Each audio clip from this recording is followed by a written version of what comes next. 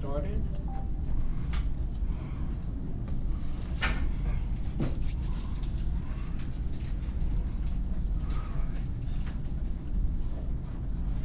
All right, so let's go ahead and let me address any questions about the homework assignment.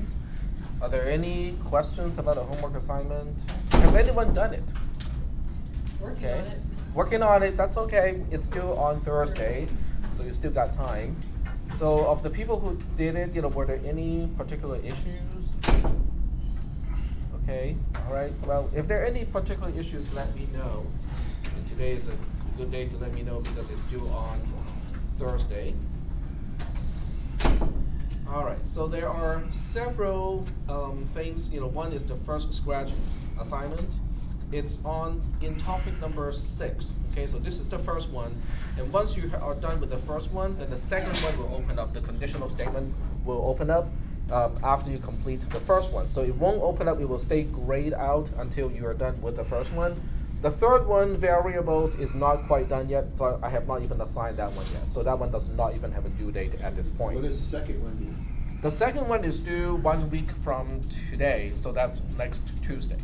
So that does give you quite a bit of time to finish the second one. Okay, so these are all designed to be what Moodle calls, they're called lessons. So each one is basically a series of presentations and questions and activities that you can do, but you have to answer some questions in order to move on to the following screen. Yep. Just to clarify, you're kind of using the website and the Scratch program together to get through this. Correct. Because some of the resources of Scratch is on their own website. Yeah. So as much as I was trying to use whatever resource is installed with Scratch, some of the resources is not installed, and as a result, you have to go back to their own website for that. You can use the same browser that you are using with Moodle. Okay, you don't have to use a different browser for that purpose, but you can use the same browser if you want to.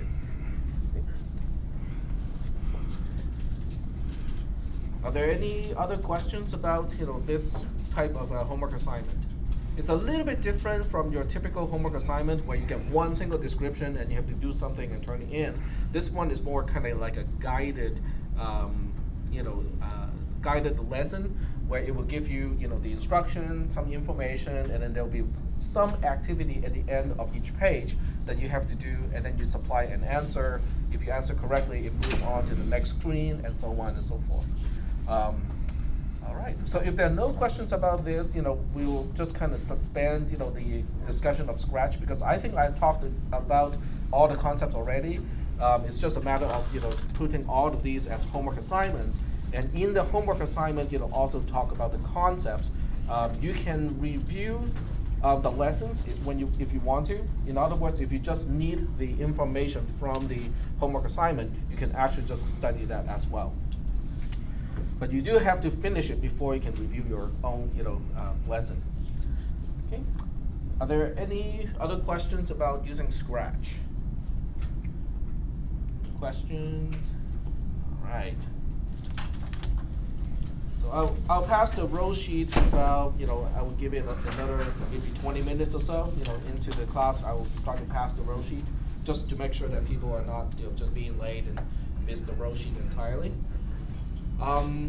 Any other questions? No other questions? If there are no other questions, let me see if I'm still logged in. I'm logged into the wrong account, so let me log this out.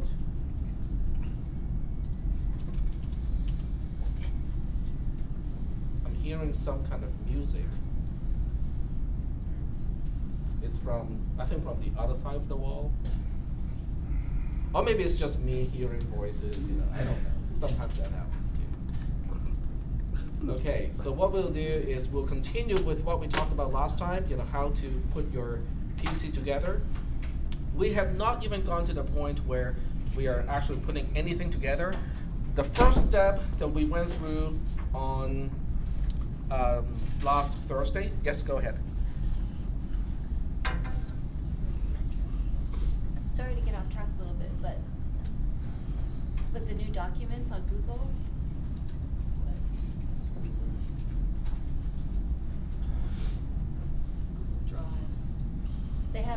Google Drive has a new document page program. I put a link to it, just recently, so you guys may not have seen it. But if you go back to topic number 2, of the inside of the components of a computer, the last one is a link to that document. I tried it with a different account. If you click it, you can view it, but you cannot, obviously edit it. But it is viewable from that link. And I'm continuing to edit the same document today, so that whatever I do today, it will be reflected on that particular document, now that it is on Google Drive. And the nice thing is I don't have to remember to save the file because it's already there. Yep. So you shared the document? Yes, I did.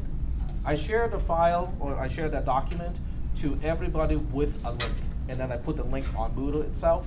So this way, when you go to Moodle and you click that link, it will always bring you to the document as it is right now at that moment, which is what I exactly want, because I want to keep on working in that document as we talk about the concepts in the class.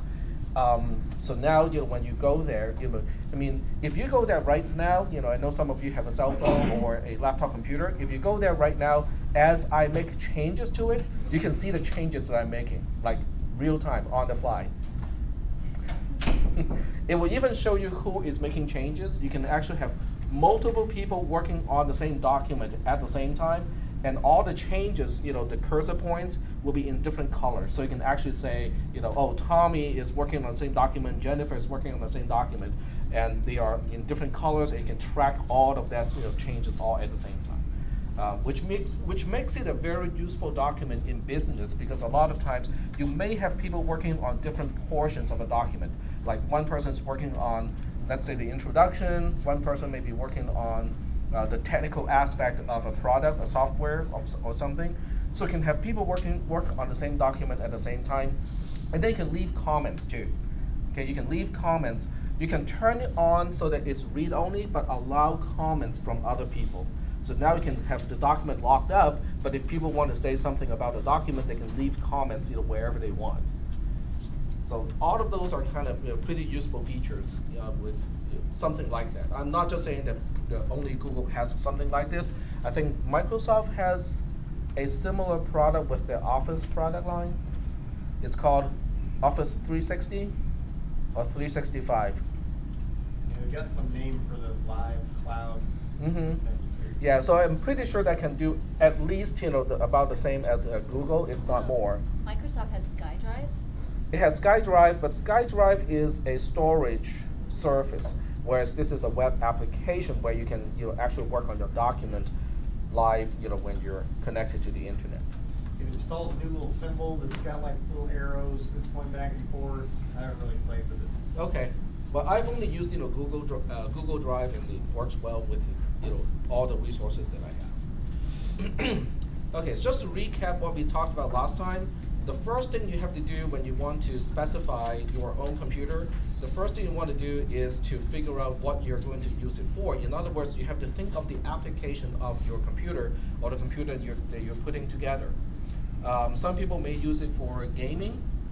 I want to see if I can make this bigger. Okay, the zoom feature of the browser itself actually works, so that's good. So you can use it for gaming, you can use it for general office use, general family use, 3D or video rendering, transcoding video, studio recording, both audio and video, graphics design, use it as a set-top box, like a DVR, or you can use it as a home theater PC. The last two kind of overlap a lot, okay? A lot of times when you use it as a home theater PC, it's also used as a DVR. So those are all different things you can do with a PC that we could think of last time. There's probably a lot more than this. Now, when you have these specifications, then you have to translate the objective of the computer into the actual specifications. In other words, you have to start to specify numbers in specific units. We started off with the video card performance. You can name the number of cores, which is actually in a very huge number when it comes to video cards. But the number of cores and the clock speed, they are really not the true measurement of what is the performance of a video card. The actual performance of a video card is measured by number of polygons rendered per second, and also how much video RAM you have on the card. Because those two factors actually truly determine, whether your games are seamless and how fast you can render, or how much detail you can render, on a per second basis. So do we have any questions about video card performance? This is a recap of what we talked about last Thursday. Yep, go ahead. Clock speed is like self-explanatory. Clock speed is measured in gigahertz or megahertz, or million cycles per second. It's basically determining how many calculations can be performed on a per second basis. So the higher that number, the higher the performance of your video card.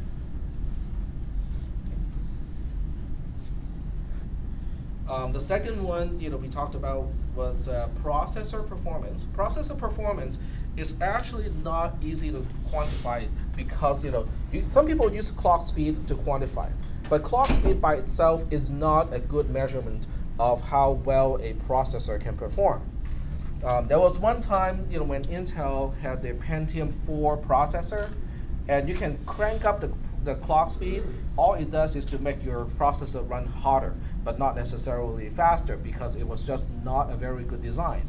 Now, the modern processors like the i3, i5, and i7 processor, and probably the AMD equivalent processors, they don't run nearly as hot. In other words, you don't need that big of a heat sink to get rid of all the heat, but yet the performance is better.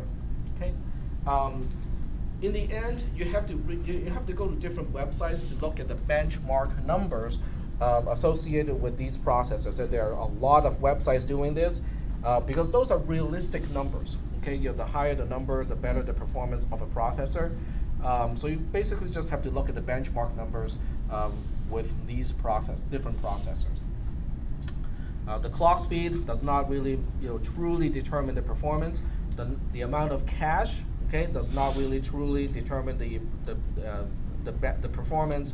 You just have to look at the benchmark numbers.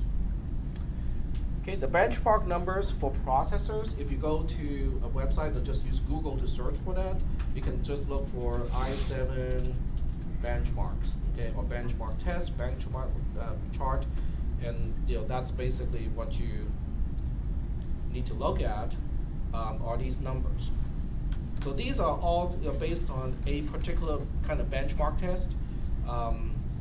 And you can see the i7 processor is up here, and the benchmark number, if you cannot read this, I'll read it to you. This is about 13,000. And then you can go all the way down the list to yet another i7 processor, and the benchmark number is only 9,000 something. So they can range a lot, even though they're both Intel i7 processors. Depending on the actual model, you can see varying performance. Even though it's from Intel and they're all i7 processors. Is it the higher the number, the better it is, or the higher the number, the better. That's a performance number. In other words, they're measuring how many operations can be performed on a per second basis or per minute basis. So the higher the number, the better in this case. And if you go all the way down the list, you will see all the older processors or older variants of the same processor. Let me see if I can find my own processor down here. It's a Q6600. Yeah, that's what I have, on my desktop, computer right now. Is a Q6600. I think it will roll off the list pretty soon because you can see it's the third slowest processor, on this list. And those are the prices on the right.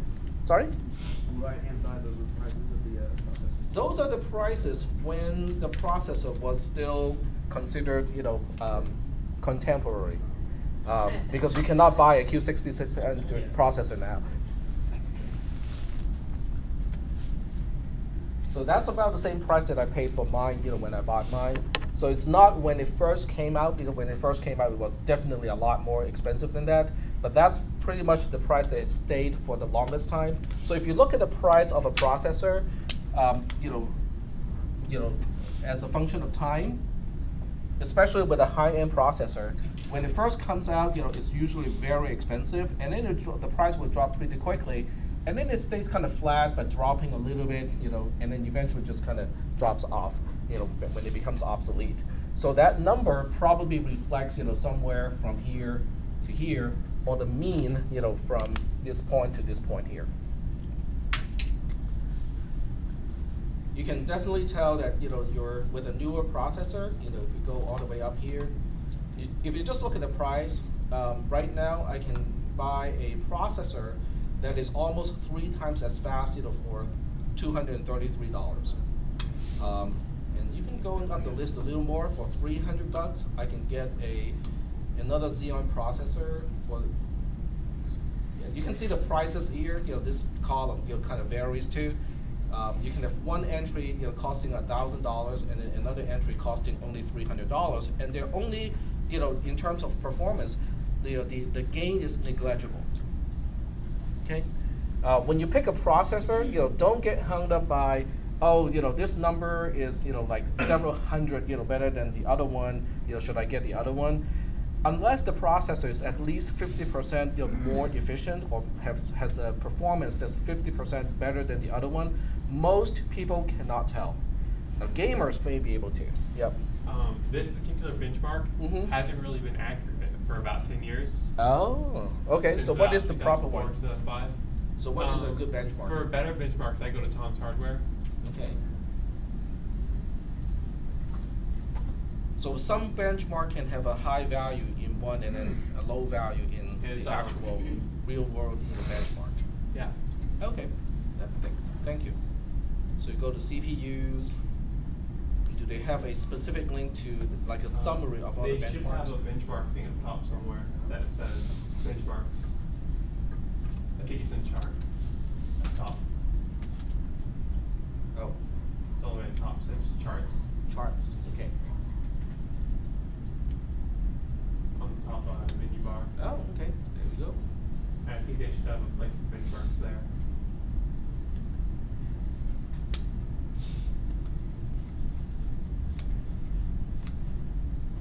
Okay, I am using charts There it right is. now. CPU charts 2012. There should be a bunch of benchmarks right there. All right, excellent. So let me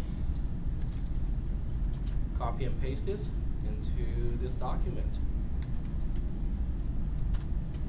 And we'll indent this one more time. So there you go. Now the entire class has it. Thank you for sharing. All right. Well, that's kind of cool. Thank you for the link. That's helpful. But that's basically what you need to do. This is Sign Bench. I think it's based on video rendering and transcoding. 3D benchmark, for 3D rendering. And then you have PC mark, lightweight score, productivity, creativity, entertainment, computation. If you're putting together a home theater PC, this may be the correct one for entertainment. And you can look at these numbers. Cool. All right, very nice. Because it will tell you what kind of processor, what is the performance, what are the prices from Newegg and the Nerds, and then you can also click this link to see all the deals. It's probably just some additional advertisement or shopping research tools.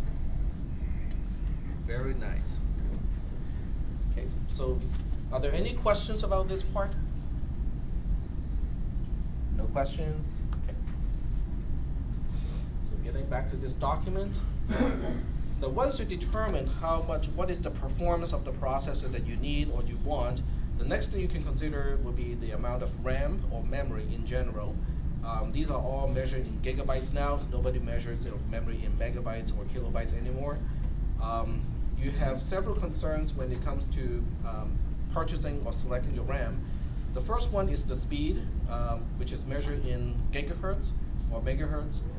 This part is for the most part determined, both of these are determined by the processor. In other words, if your processor can support RAM that can run up to 1600 megahertz, you want to specify RAM that can actually run up to the same speed. Because otherwise, you're paying all this money for a high performance processor, but saving money on RAM, which ultimately will limit the performance of your computer.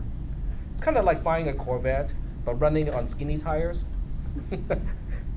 So your engine is capable of putting out 400 horsepower and tons of torque, but because of the tire that you select, it cannot put all that power on the road. So why waste your money on a car if you're not gonna have that much traction to begin with? But it does, for the same reason, it doesn't pay to buy any RAM that is faster than what your processor can support. Putting those 215 tires on the Civic is not going to be very helpful. Okay? If anything, it's going to make it heavier and actually go slower than the original, the stock spec. So That benchmark showed some stats after the processor, was some of that the RAM specs? I think these are all based on a particular type of RAM. DDR3 1600, is that what they used to test it, or is that? That is correct. Capable of? Yeah, that's basically the test setup. And all of these are basically, they're running at the maximum of what the processor can support. So if you look up the specification of the i7 3770K, it's, you can only support up to 1600 megahertz.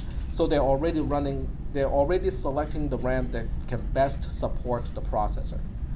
Unless, it's not out in the market yet, then they have to be very clear and say that, okay, we're using RAM that is actually slower than what the processor can support. And that would be something under the processor specs, it would tell you? Yes. This is our max. Yes, the processor spec will tell you, what is the speed of RAM they can support. Okay, very good. So as far as I'm concerned, these, much more expensive processors, definitely, it's kind of questionable whether I will pay, more than, $1,000 for something like this. If I were to choose, for general use, this is $200. Yep, go ahead. With those higher processors, if you notice, they're the i7s, Mhm. whereas the cheap ones are the i5s. Yep. The i7s have something called hyperthreading, which will make video encoding and audio encoding much, much quicker. Okay. So what you're paying for on those is that. I thought the i5 has hyperthreading too. It does I not have think hyperthreading? only on laptops. Only on laptops? I think so. Yeah. That top Yeah. i7 is a third the price of the next two down. Yeah. That just. That's because it's last gen. The family change from Sandy Bridge to Ivy Bridge. Yeah. One can be outdated too, so maybe they are not all actually available right now, for purchase. It also depends on how many cores, how many actual processor cores it has. I think these are they all 4 cores? Yeah, this one is 4 core, 8 threads. 6 for that second one, that's Yeah. what 6C So- means, right? Yeah, that's basically 6 cores and 12 hyperthreads. This means 6 cores, 12 hyperthreads, 4 cores and 8 threads. So you're correct, with the i5 processor, it's not capable of hyperthreading. So that means, if you have multiple things to do at the same time, it's not going to have the same performance as an i7 processor doing the same thing. Okay. These are all you can also look up the same thing, but using a different benchmark, because different benchmark can test different aspects of a processor. If I go back one more step, instead of using a PC mark, I can go to a sign bench using multi-threading. Now we should start to see a difference between the i5 and the i7 processor here. And sure enough, you can see that the top, they're all i7 processors now. The i5 doesn't even show up, not yet. So if you want to look for the i5, keep looking right here. The highest performance i5 processor has a benchmark number of 6.05, but when you look at the i7 processors, especially the expensive ones, they're up to like 10.49. It has to do with this number here. The number of threads, or the T, or the number of threads that can run at the same time. So that's why they have different benchmarks depending on what you are going to do with your computer. If all you're going to do is to use it as a word processor and browse the web, watch YouTube, Netflix, and stuff like that, I don't think it requires much processing power. Even my Q6600 works just fine. I can actually watch Netflix inside the virtual machine without a lot of stuttering and stuff like that. So that really kind of tells you watching Netflix does not take a lot of processing power. Any questions at this point? No questions? Okay. And that's why we have to identify what we're going to use the PC for first, because you want to look up the benchmark that is relevant to what you're doing.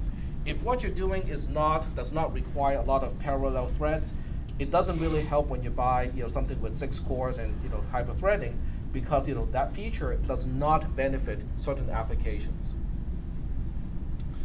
Any questions? We talked about hard drives next to this, or mass store device.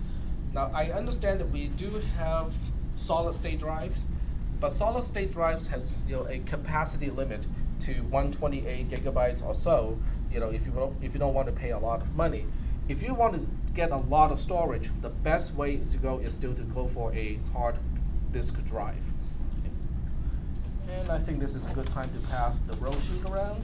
So make sure your name is, make sure you put your initial next to your name on the row sheet. At the end of the previous class on Thursday, I kind of lightly touched on RAID, or redundant array of inexpensive drives. This is a really kind of interesting way to kind of maintain, to keep your computer running even when you have a drive that has failed. Okay, so what you can do, I can just draw this out. I'm not going to ask any questions about it in an exam, but it is something that some of you may be interested in. Okay, and in fact, I'll just kind of write here, so it's all captured in the document. Okay, so I'll just talk about RAID 5, because this is a typical setup that I use myself. So with RAID 5, you need 3 drives. Okay, I'm going to use subpoints too, so this way it's easier to tell. Okay, need 3 drives. Can afford to have 1 fail without loss of data. Usually can support a hot spare. A hot spare is basically a drive that is already connected to your computer, is already powered up. So as soon as 1 drive out of the original 3 fails, it will automatically try to use the hot spare as the spare again. So that way you have no downtime, and at the same time you're going to replicate the redundancy without having to shut down the computer to replace anything. So you have to replace the drive eventually, the one that has failed, but you can wait a little bit. Okay, you don't have to shut down the computer and go to fries right away to get a new drive. Depending on the case of your computer, you can put in as many drives as you want as hot spares. Okay, it's just that beyond 1 hot spare, it really doesn't make a lot of sense for home use, because of 2 or 3 years of running my Q6600 desktop computer, which has a RAID setup, I have yet to have 1 single drive fail. So it doesn't really make a lot of sense if I to buy 2 more drives and hot spares, because I have 1 hot spare already, and it's still around. It still hasn't been used. Okay. Are there any questions about the concept of RAID 5? Okay, RAID has different levels. RAID 5 is a common, particularly useful configuration for RAID because it offers redundancy and also improvement of performance when you do it in hardware. When you do it in software, I'm not 100% sure whether you get any performance increase. A little bit? Okay. It depends on the implementation and your processor and a lot of other factors too. How many people have your computer's hard drive fail on you at least once? Okay, very good. You had a point there, right? No. No? Okay.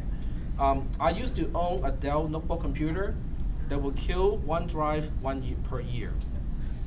It's predictable, it's clockwork, okay? Every year at about the same time, it will kill the internal hard drive. It doesn't depend on the brand, because at first I thought, oh, it's just because this is an IBM branded Hitachi drive, it's not reliable. No, it doesn't matter. I can buy any type of brand, any type of drive, it will still kill it within a year. Yep. You said Hitachi? Yeah. They actually make some of the better hard drives, from my experience. The earlier desktop hard drives from Hitachi was really good. Then later on, I think their quality control kind of went down the drain for a certain amount of time, and they were calling those particular drives Death Stars because they were called Desk Stars to begin with, and then people just call them Death Star because they just die out of no particular good reasons. I think the one in my computer that's still going is from 2004 or 5. It depends on the time, so you have to read up on reliability and comments from other people too, because the different brands of hard drive, they change too. Okay, sometimes the Western Digital is better than Seagate, and other times the roles would reverse in terms of reliability and which one is better. So you do have to rely on expert comments and feedback a lot when it comes to getting hard drives and selecting a brand that works well. All right. Any other questions? All right. If there are no questions, we'll just kind of move on. Audio compatibility. So this part depends a lot on how you want to use your computer. So you basically can look at the number of channels supported. You want to look at HDMI capability. I have some really older PCs where the HDMI connector does not have the audio channel. So the HDMI connection is only good for the video information, and then have separate audio channels coming out from different ports, which is an issue. So if you want to use HDMI, just make sure that your audio can also go out through the HDMI connector. Then you don't need separate cables, for video and audio and all the other different stuff. The number of channels has to do with surround sound and other aspects of the audio stuff. If you're an audiophile, you also want to pay attention to the signal-to-noise ratio. Signal-to-noise ratio, which is kind of an art, because it depends on how the motherboard and how the audio portion is laid out. Because you can have the best chipset in terms of audio and still have really crappy audio when it comes out of your computer, because the PCB or the printed circuit board was not designed correctly. They basically have noise induced in the audio signal that's coming out. So it's like distortion? Huh? Like distortion? Like Distortion? distortion? It's more like a noise, kind of like a high pitch or low pitch kind of noise that's always there. I think there are also optical outputs, on some of the audio cards, and the optical output is only compatible with high-end audio equipment. So if you just want to use and amplify speakers and and get your audio out of it, most of those cannot interface with the optical output of an audio card. But the optical output of an audio card is really helpful because it is not it doesn't pick up noise easily. Okay, it gives you the best fidelity when you have high-end equipment. But we are talking upwards of at least $1,000 in terms of investment in audio stuff in order to realize the potential of the audio output. Video and audio connectivity, so basically for the video part, you can have VGA ports, okay, which is the really old-fashioned type. It looks like the shape looks like a trapezoid, but it looks like this with 3 rows of pins. That's the oldest type of video output that is still in use today. The next one will be DVI, which for a very brief amount of time was preferred to VGA, but these days, they're all HDMI or high different. Yep, go ahead. I use DVI. You use DVI? Dual link. Okay. So dual link, do you want to explain to the class what dual linking means? Go ahead. Basically, there's another set of pins on the DVI port. Okay. That's so basically, so it supports higher resolution and more bandwidth. Okay. Now, when you dual link, you do support multiple monitors too. Is that what it means, or is it just the Dual higher link is actually resolution? just a special port itself. It's just a special port? Yeah, it just okay. has more pins. So dual link. So is that only for better resolution and refresh rate? Yeah, just more bandwidth.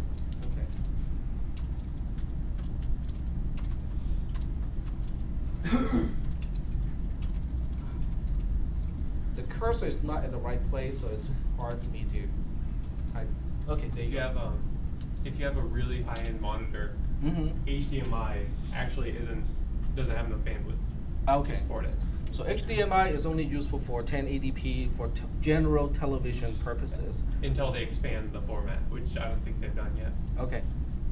So DVI still has the edge over the HDMI when it comes to really high-end type of rendering and refresh. Okay, go ahead. I also know when it comes to dual link, if you want to run like NVIDIA Surround or AMD, it's basically you run multiple monitors, but you use it as one monitor. You have to have the dual link. Okay, so you're basically tiling your display, into multiple physical monitors. Yep. Okay. That's useful mostly for gaming, but not so much, watching DVDs and stuff. Tuner availability, that's actually usually, does anyone know of any PC with a built-in tuner to receive over-the-air broadcast? I don't know of one. You do? I've seen them on Newegg.com, but those are pretty much obsolete. Yeah, because nobody cares about over-the-air broadcast anymore. I mean, No, it's all digital now. it's all digital and also mostly over the web. Yep. So most of the time, this is usually a PCI Express card of some kind, but it's not built into a particular motherboard. We'll talk about the motherboard, PCI Express bus, and stuff like that. Yep. It's also got it's also used the old school red, white, and yellow component plugs versus just HDMI. Okay, so it uses the NTSC output. You plug into your TV, yeah. Yep. Yep, go ahead. There's, if you haven't tried it yet, it's kind of neat. You can buy these little receiver boxes now that are HDMI outputs, and they get these over-the-air digital signals. So you get the full 1080p thing. You get like 30 channels here in Sacramento if you're in town, with just a little set-top antenna, and they're crystal clear high def. Okay. It's great for like football games and stuff like that because it's never been compressed like you get from your satellite up and down. You Well, actually get it's still artifacts compressed. on that. Digital broadcast is It's a compressed, single but not time, as though, much. as they broadcast it out, and Right. so it's not 3 times like you get over the satellite or the cable system. Now they got this Yep. thing called rabbit.tv.com where it's a USB port, and as long as you have internet, Okay. you can get TV and radio stations. Like 5,000 Oh, okay. TV stations and like over 9,000 radio stations. All right. More commercials. Yep. Or you can use this and you put it into the TV What? through your USB switch. Yeah. Okay. So is that a tuner? Well, what it does is picks up all the digital airways and Mhm. your computer turn around and just, Okay. no digital and So they just, it has a little antenna go to it, stick it in USB. Is that a Win TV? No, it's just like an adapter. You just stick it in the USB. No, Win TV is just one of the brands or Yeah. name of products for that Yeah, but purpose. other than that is, I use it for my laptop.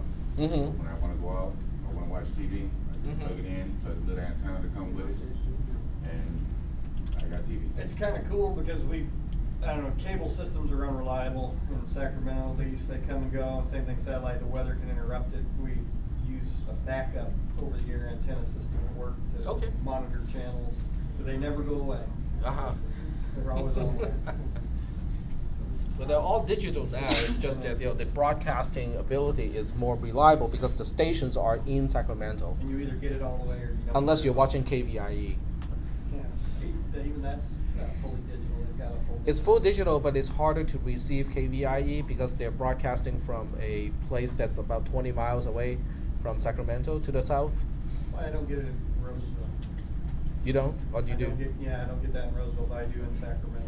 Yeah, in Sacramento, I barely get it in my neighborhood. Yep, go ahead. I saw that my sister-in-law laptop, Dish Network, they have all kinds of They have. Dish Network website. Uh-huh. She can watch from her TV. She can go to the laptop and watch the Right. by the TVR, all the programs, and all kind of things, even from radio stations. Mm-hmm. So you can go to a website to watch TV Yeah. instead of relying on the over-the-air broadcast. Yes, but not only that, she already have TVR, her home TV, and from the laptop anywhere else. Okay. She can watch whatever she recorded already, all the programs that she likes. Okay. So some of those are pre-recorded, already recorded, you can just replay it. Yes, for TVR, so she doesn't have to bring anything from DVR. Yeah, I mean, Okay. the laptop, I Mhm. have the website from Dish Network. And the website from Dish Network, you have to subscribe and log in. Okay. And she has, just, connection with the DVR that she has in her phone. Okay. So she just has to use it. No Oh, phone, okay. nothing. I get it. Interesting. Well, I have not watched over-the-air broadcast for a long time. The last time I watched it was on KVIE, and most of the KVIE programs were already recorded on their own website, so I can actually stream most of that stuff anyway over the internet, so it doesn't really matter. Optical drive compatibility. So that basically refers to DVD, Blu-ray, and all the future standards of optical drives. I have not bought my own computers. I have not bought a computer with optical drive, for some time already, because for the most part, I do not need it. And if I do, I can use an external USB optical drive for that purpose. So I don't need the extra weight, on my laptop computer, when most of the time I don't really need an optical drive. How many people still watch DVD and Blu-ray discs? Okay. Mostly DVD or mostly Blu-ray? Both. Half and half. Okay. I know Blu-ray is much better compared to streaming, but with DVD, it's about the same. I cannot really see a whole lot of difference when it comes to streaming versus DVD. Doesn't make a whole lot of difference anymore. Yep. Oh, I was about to say, like, I have noticed a slight difference between streaming and like Blu-ray disc. Generally, streaming actually blends the most of the CG effects really, really well, versus the Blu-ray actually makes it very obvious it's CG. Like, I think it was like Lord of the Rings, like the Gollum scenes were like because it has all the obvious. details. Yeah, like it was really obvious. In fact, actually, in terms of, like, I would think I would prefer the CD version over the Blu-ray version because they it's kind of so blur some of the jarringly- effects. Mm-hmm. Yeah. It's like the Hobbit theaters. Uh-huh. It's 48 FPS, which is just way too much.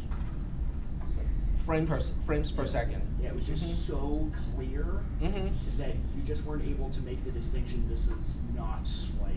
Maybe CG. that's intended for flies. I don't know. Because flies have their eyes are different. They have a much higher refresh rate. So to us, these fluorescent lights, can anyone see the blinking of the fluorescent lights? Some people can. Most people cannot, okay, because they're blinking, but it's at a frequency that we cannot perceive.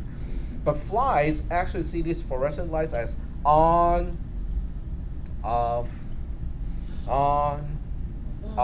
because their eyes are so much faster in terms of refreshing. In other words, they can capture motion a lot faster or better than people, and that's why they can avoid your, whatever you want to use to kill a fly. They can see it coming much better than you can actually, do it. But in the end, they still die. Well, when I use like 6 rubber bands, at the same time, it's pretty hard to escape from 6 rubber bands coming at you all at the same time.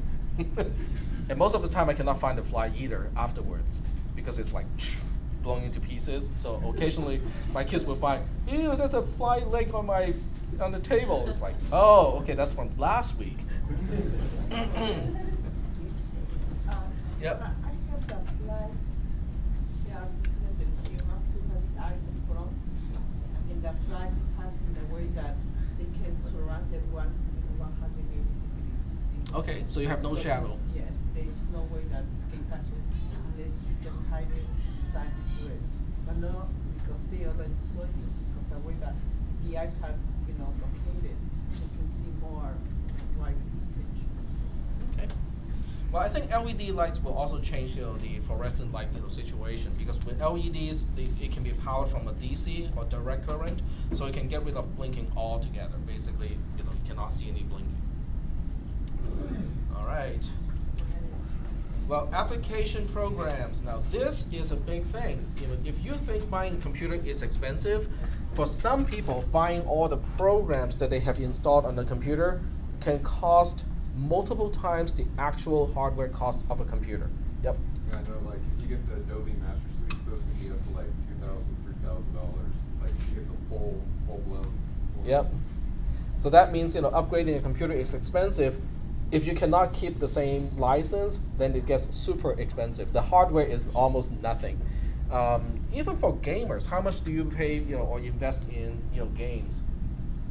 $60 a pop nowadays. Considering most games are 60 dollars. 50 of them.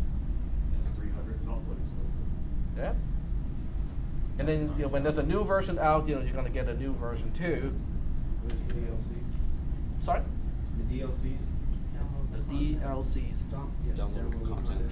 Okay. Just add-ons to the games that you. And there's extra cost too? Yeah. Everything is Does like it an cost to add-on. do that? No.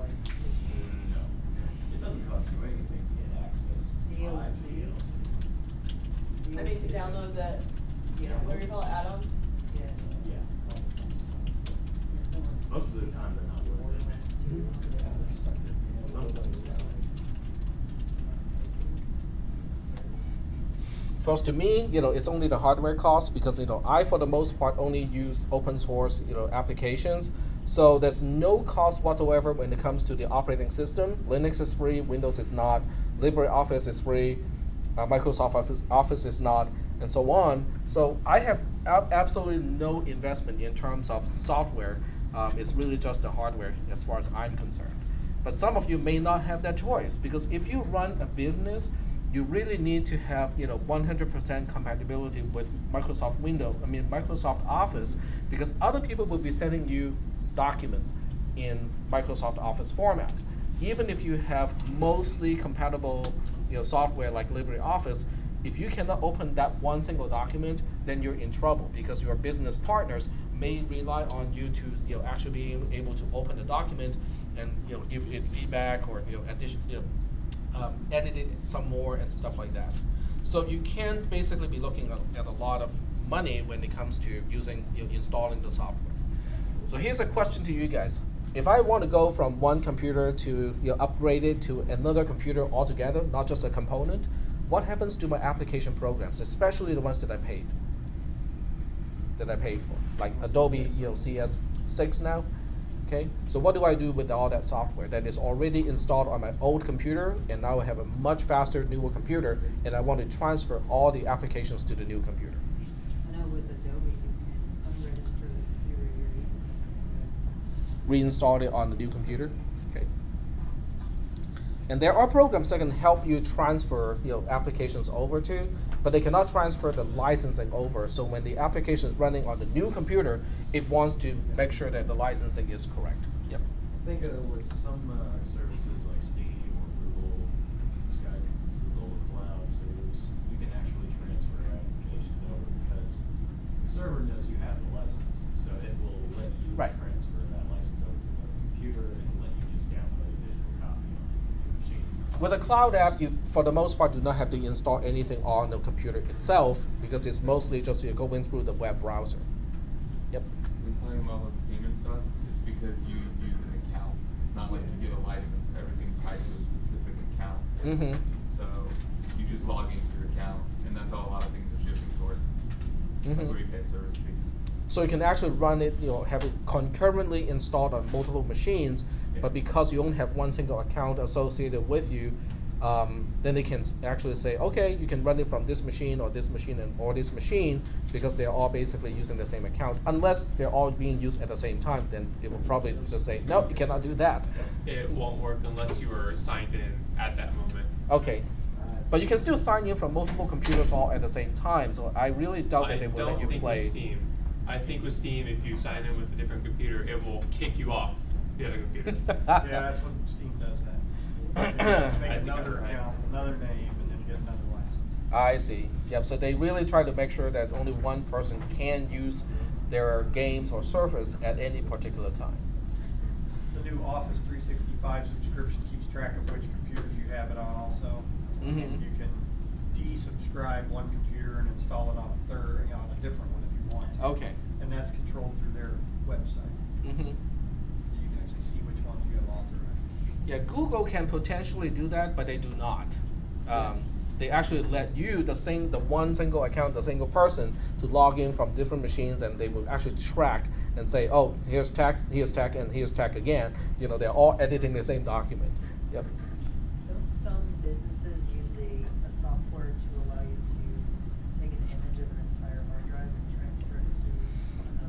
Yes, you can, but I think it depends on the licensing because it depends on whether your operating system allows you to do that. Technically, yes, you can do that. Yeah, but practically, whether you can legally do that or not depends on the license. With you can create a new SID, a secure ID, to make it work on the new computer. So it's not a technical issue. It's really whether your license allows you to do that or not. When you have an enterprise type of licensing, then it's okay because the licensing says basically you can install and transfer from one machine to the next without any issues. But when you have a home edition, I think the licensing may limit you and determine whether and say that you cannot do that.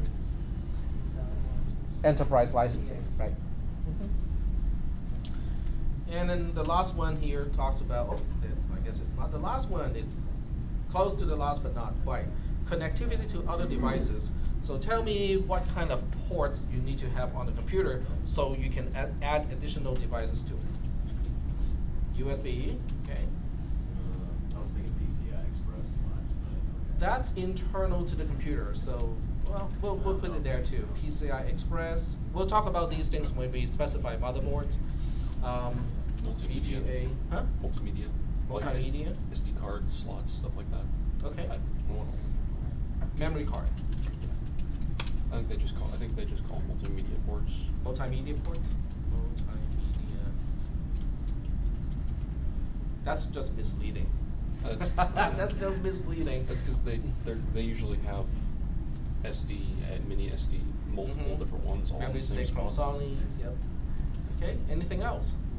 Is eSATA still going, or most people have kind of abandoned eSATA? Some people still use it.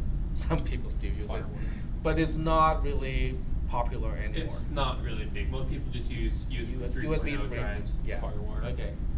Firewire. That's even older.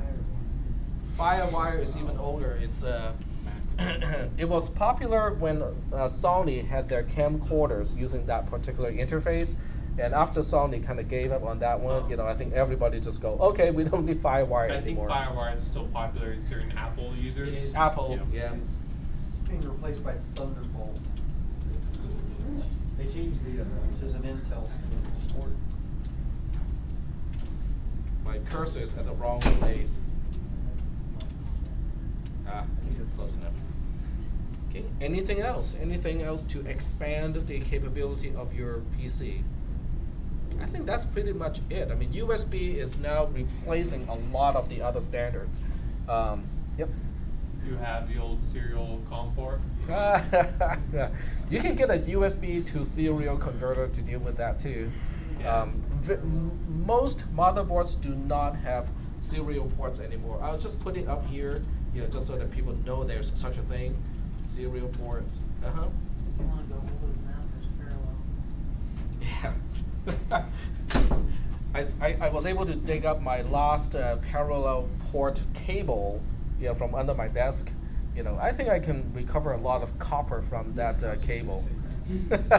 There's a lot of copper in most of these things, whereas with USB, there's not a whole lot of copper. 4 wires, that's all there is, inside the USB cable. Cat 5. Cat 5. Yeah, Cat 6, Cat 5. It's Cat 6 now, but it's the port itself is RJ45. Some computers may have a modem port, and I think that's going away pretty quickly as well. Not on the computer itself, okay? Most of the time you just buy a USB thing, plug it to USB, and then the other end you plug it to the phone line, and then you get your modem. Because the hardware cost of the jack itself probably outweighs the rest of everything else. The jack itself is actually quite expensive for RJ45 and RJ12 for the phone line. Okay. Loudness. Now this is a concern when you are using your computer for as a set-top box or a home theater PC. So this is particularly important for DVRs and home theater PCs. Okay. How do we measure loudness? In other words, if I want to use a number, what kind of number? Yep. Usually you measure as decibels right at the back of the case. Or at a certain distance, at a certain fixed distance from the case. So the measuring unit is called dBm, decibel at 1 meter. Yeah. Yep. So decibel at 1 meter. How many people have a meter or a device that can measure noise? How many people have a smartphone?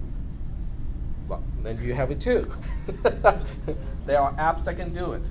Now the apps can only do it as far as your mic can handle it. In other words, as long as you're not saturating the mic, your cell phone can actually do a decent job at being a loudness meter. But I think if the noise can saturate, which means it basically exceeds the range of measurement of your cell phone, you probably don't want that PC to begin with, because it's probably pretty loud already. Okay, it's probably more than 85 decibel when it saturates the microphone of your cell phone, and 85 decibel is a lot, especially when it's constant from a PC. You don't want to own a PC like that. That's more like a server rack. Has anyone been to has anyone seen a server rack when it's powered up? Okay, would you think that it's kind of loud? Yeah. Surround the sound. Surround the sound. Yes. When you're living in a server room, most people actually put on something to kind of drown out that noise or isolate that noise, because it can be bad for the people. All right, network connectivity. So this one is pretty easy. Cat6 is the name of the cable. RJ45 is the name of the port, and this is for wired Ethernet. And then the rest is just Wi-Fi. I have seen a lot of desktop computers with Wi-Fi capability, so you don't even have to plug in something to connect to a Wi-Fi network. Yep. I would say there's also, this isn't really a network, it can be used for multiple things, but there's also Bluetooth. Bluetooth, okay.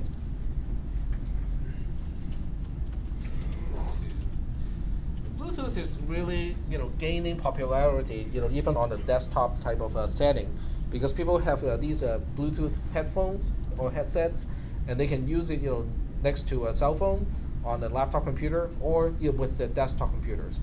So I think it's for convenience more than anything else. I think Bluetooth doesn't have as much interference normally as Wi-Fi? 802.11, I think. They operate at about the same frequency though. Do they? Yeah. Yeah, but Bluetooth is mostly intended for close range transmission. So that's why most people do not experience as much interference problem, because you're pretty close to the computer when you use Bluetooth, whereas with Wi-Fi you can be at a fairly good distance away. But they really at about the same distance. So wireless N is about the same frequency as Bluetooth. They're both around 2.4 gigahertz. N can also operate at 5 gigahertz. And the new standard AC can also operate at the higher frequency. And the 2.4 gigahertz is not a very good frequency to use, because that's also the same frequency that your microwave oven likes to use. Yep. Okay, last Saturday, my kids with my nieces, they went to the downtown for, immigration. And my niece left her purse, and somebody stole it. She was afraid because she got a credit cards, everything in her cellular. And one of my son's girlfriends, she got also the iPhone, all of them had it. So she tracked her number. But by the time they called the police came and said, we cannot do nothing about it. They said, look, the iPhone, it shows where they're going. And he said, unless you bring me the license number. So what they did, they followed the iPhone all the way from JS Okay. to the Highway 50, and she found the Rancho Cordova. And at the time, my niece, texted to them and said, the police passed, they're coming for you too. So they dropped the proof of the cellular in Symphony International in the city of behind the trees. But my son was trying to, open from the connectivity network, Mm-hmm. and they saw the signals, Mhm. nothing else, just the signals. And he was taking pictures of all the cars around there, Mhm. and they found the photos, everything on the street. I see. That's a good thing, that network connectivity. Wait until cars also have Bluetooth connectivity, then you can remotely hack into the car. You can remotely hack into the car that is driven by the thief who stole the iPhone. Now that would be fun. So you're just remotely stopping the car. It's like, Or your 16-year-old. yes, that could be helpful too. Just put a limiter on the RPM and the speed, right? It's like, Mom, there's And the something phone. wrong with the car today. Yep. I think OnStar already does that. Yeah, OnStar is interesting because OnStar can do things without the permission of whoever is inside the vehicle, and I think they worked with the government a few times to bust some gangsters that way. Yep.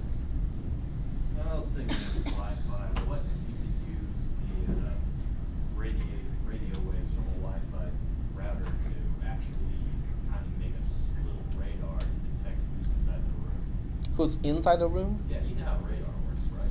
Yeah. It bounces. Any disturbances in the waves are actually. Well, radar works by flight of time, time of flight, which means you send out a pulse, and then you measure how much time it takes for the pulse to quote unquote get reflected back to the source. But Wi-Fi is not really a good setup for that because Wi-Fi tends to send out as a stream and not so much as a strong, very short pulse. I was just gonna say, police are actually getting programs that work the same way for SWAT units. They can probably determine the direction, but distance is a difficult thing to determine. You can use signal strength to kind of imply the distance, but you cannot really use that as a good measurement. You can use triangulation. I mean, if you can move from one place to another place, then once you can determine the direction, then assuming the source does not move, then you can use triangulation to locate the actual distance. Yep, go ahead. You something said that Bluetooth is, as far as using wireless, like using wireless headsets and stuff like that, you're saying it's basically the same distance. As far as the reason I was asking because about 4 years ago and stuff, when I was working with Blue Shield and Okay. Blue Cross, I had to turn around and redo a lot of the executive secretary phone system and Mhm. stuff phones and use it on Bluetooth because see, a lot of them will go to like the 4th floor and it's 18 floors, they may be on 18th floor, but they go to 4th floor, but they can still turn around and answer their phones Okay. with the Bluetooth. There are because- different classes, like Bluetooth has class, as far as I know, has class 1 and class 2, and these are they have a different strength of transmission. One, I think, has about an effective range of around 6 feet or so, and the other one has 30 feet. It also depends a lot on the surrounding, whether you have things that can block the radio frequency. Yeah, because I mean, basically what they was having problems with, because like they use Pantronics wireless headsets, Mhm. and it'll go up to 130 feet. Yeah, it stays connected when it's not supposed to. Right. And when we changed over to the Bluetooth, they can physically actually leave their desk and go to 4 floors down, Mhm. and if the phone rings, whatever, they can turn around and answer it. Okay, because they have different classes, so let me look for class. Okay, so there you have it. Range, in terms of range, if you have a class 1 device, the range is about 100 meters or 300 feet. So that's a few floors. More than a few floors. I mean, 100 meters, like 300 feet, which is a good distance.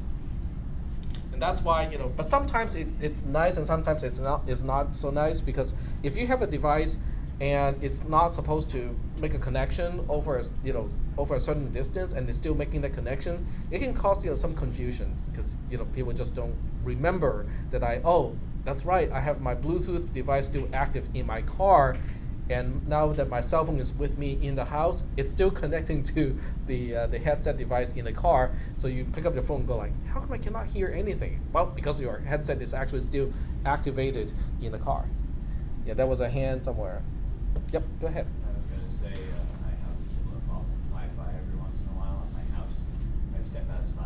Mm-hmm.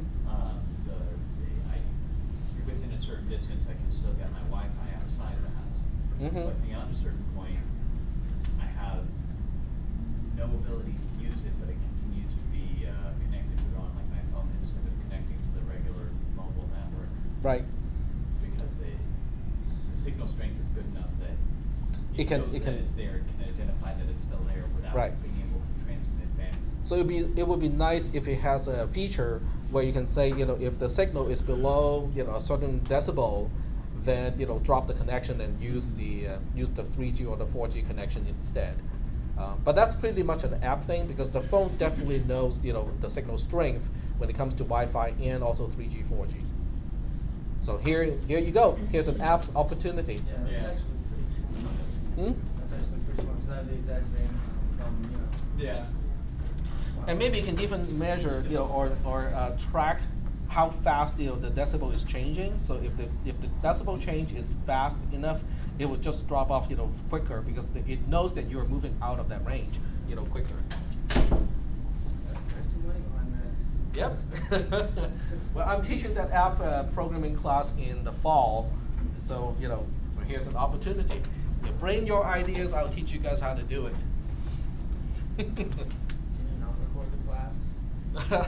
Stop the recorder. There might be some apps like that already out there. I don't know for sure. We can beep it out.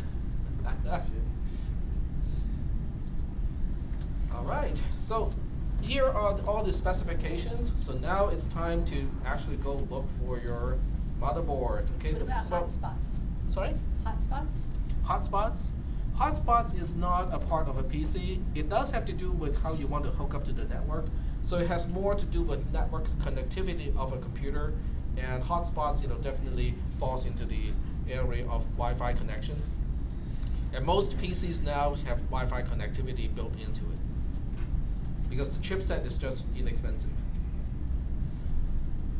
If you are a manufacturer and you have to choose and say, well, should I include an RJ45 and a wired networking, interface, or should I include the Wi-Fi, N or AC these days, on the same computer? What do you think most manufacturers would choose if they have to make a choice? Wi-Fi. They go for Wi-Fi. It actually costs less to implement Wi-Fi compared to RJ45. Yep. I'm just thinking like my computer, which is actually a fairly high-end computer, actually has the RJ45 thing and no Wi-Fi connection whatsoever. It's like completely wired. Mm-hmm. Wired is still faster. Oh, wired is still faster and much more reliable too. For now. Yeah, they keep saying the Wi-Fi would catch up. I think it's pretty hard to catch up with 1 gigabit per second reliably. Especially if Cat 6 ever goes to full fiber. Oh, that's right. If you can go full fiber, that means kind of DIY is a little bit more difficult too. Yep. Cool. So, are there any questions at this point about the specifications of your PC? What you want to have in your PC, and if it's measurable, then you have to quantify what kind of performance do I need for a particular component. Okay, so let's say we have this list, all compiled, for your particular need when you want to put a PC together. What is the next step? What do we do next? Motherboard. Okay, we need something to tie everything in. So before we go to motherboard, we still kind of want to look into the processor first. We want to basically determine at least which family of processors do we want to consider. Okay, so let's go to Newegg for this purpose because it really is it's a website that is loaded with information, which is useful in this case. So we go to computer hardware, and what you can do is to go to processors first. Okay, let's take a quick look at processors. And the nice thing about Newegg and some of the other websites too, so this is not the only one, but this is one of the websites where you can do a search, a parameterized search. In other words, you can basically say, okay, this is what I need, or these are the numbers that I'm looking for. Only show those items, at this point. So when we look at processors, you can see that there are desktop processors, server processors, as well as mobile processors. Mobile processors, for the most part, are not very useful when you're putting a PC together because it's pretty hard to put a laptop together yourself. I mean, that's like a really, it's increasingly difficult because of the soldering, technology involved, and it's just not really possible. Unless you're putting a server together, you don't really want to invest all that money into a server processor. So for most people, we just want to look into desktop processors. Okay. So when you get into here, you can see that there are different series. Okay. If I click more, you can see all the common processor series that we use today. The Athlon and the A series, they're from AMD. The Core I something, they're from Intel, and so are the Pentium is from Intel as well, and then the Phenom is from AMD. Sempron is also from AMD. Right. You can also search by price, okay? Because you can also look at price here, and they list that they have 2 processors in the $1,000 range, one from $500 to $750, and just from these numbers, you can see that the most processors are from $100 to $200. So unless you have a specific need for a particular processor based on the benchmark, you can basically just pick out one or look at processors within a certain price range and then pick from that price range. Most of us, or myself, I am budget limited. Okay, so in other words, I would look at how much money I can spend on a computer, and then I'll decide, okay, I know that I can buy a really good processor at $300 or $400, but the question is it worth that much money? And a lot of times I would go, well, I can live without that performance or the increase of performance, so I can pick something that's less expensive. You can also pick by the brand. So Intel has 53 processors available, and AMD has 32 right now, that are basically available. You can look at socket type. Now, socket type, refers to how do you plug your processor onto the motherboard. Now, that is important. If you plan to say, well, okay, right now I don't have a lot of money, or I do not have the need of performance, but later on, guess what? I might want to invest more money, or when the price of a high-end processor comes down, I want to switch to a different processor. In that case, the socket type is important because you want to pick something that is expandable, where you can buy a higher-end processor later, so we can save money right away, but at the same time, you're not limited to the lower-end processor that you're buying today. Is that making any sense? Okay. So at this point, it really makes sense to talk about. Let me switch back to my notes here. So at this point, it really makes sense to talk about. I keep passing that little tab. Okay. It really makes sense to talk about Moore's law. Okay, Moore's law, which has nothing to do with semiconductor. Okay, even though it's driven by technology. This is not why I want to talk about it. I want to talk about how much should you spend on a processor. Okay, and how long do you want to keep your PC, in other words. Okay, so that really drives your purchase decision. Is, do I want to spend $100 more for a processor that is 25% or 50% faster? Okay, that's the question. Moore's law is basically saying the performance of a processor. Okay, it's actually not only specific to a processor, but I'll just limit it in this case to a processor. The performance of a processor doubles every 18 months. Okay, that's basically what Moore's law is saying. So that means if you buy something for $200 today, using the same amount of money, 18 months later, you can buy something that is twice as fast. Okay? So what does that have anything to do with your purchase decision? Which processor you should buy or you want to buy today? Now, most people who buy a super high-end processor has the thinking of, well, if I spend a little bit more money today and buy a high-end processor, my computer can last longer. That's a very common argument to go for a higher-end processor. It's not that I need all that processing power today, but I don't have to upgrade the computer again, and therefore I'm saving money. Okay, how many people have heard of that argument? Okay, a lot of people. So the question now is it really making any sense? Okay, yep. Well, let's see. My cousin, he has a custom-built gaming laptop where it can actually store it has slots for up to 3 full-size desktop graphics cards in one laptop. Mm-hmm.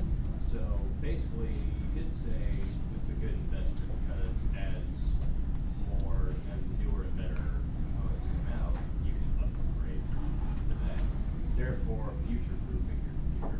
Mm-hmm. Until they change the socket type or the bus type, then you cannot buy any new cards because the new cards are not compatible with the bus that you have on your motherboard. And that happens to me, because the socket type 775 is obsolete. I cannot buy a higher end processor, but not that I really care, but I cannot buy a higher end processor to replace it now because they don't sell that type of processor anymore.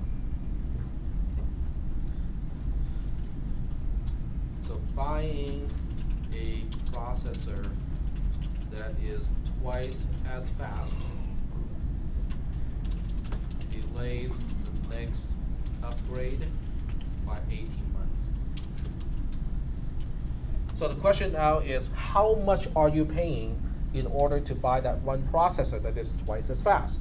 If you're spending $200 on one processor and then the one that is twice as fast is only $300, I would say $100, trading $100 for 18 months is not too bad. Okay, that's probably okay. On the other hand, if you start with a $300 processor and the next one up that has twice the performance is $1,000. Okay, so you're looking at a price difference of $700 for 18 months. That's kind of questionable. Okay, so in that case, I would just buy a lower end processor today, wait for the high end processor to come down in price, and then upgrade when the price is right. But that also means, if that's what you're planning, then the socket type becomes important because you want to pick a socket type that is basically what you said, future-proof. In other words, it will still be around for some time. The core part here, these are all kind of code name, used by the manufacturers. So unless you're really into the technical aspect of processors, the core part is like, well, it is information. When you look up the performance specification, they always talk about the core too. But unless you're really tech savvy, for the most part, looking at the core type is not as useful or as helpful as looking at the other aspects. Do we have any questions up to this point? Now the processor really is one of the most important part because the processor also determines the motherboard. In other words, each socket type, or I should say a motherboard is specific to a particular CPU socket type.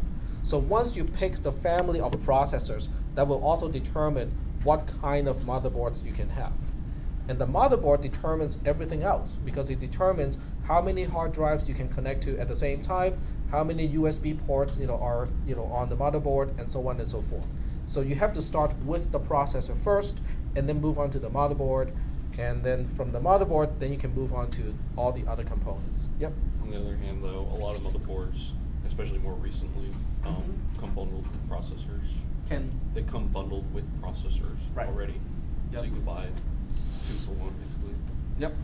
When they're bundled, they're actually a lot less expensive. That too. Compared to buying separately. It's also cheaper to buy a fully built computer over building one yourself.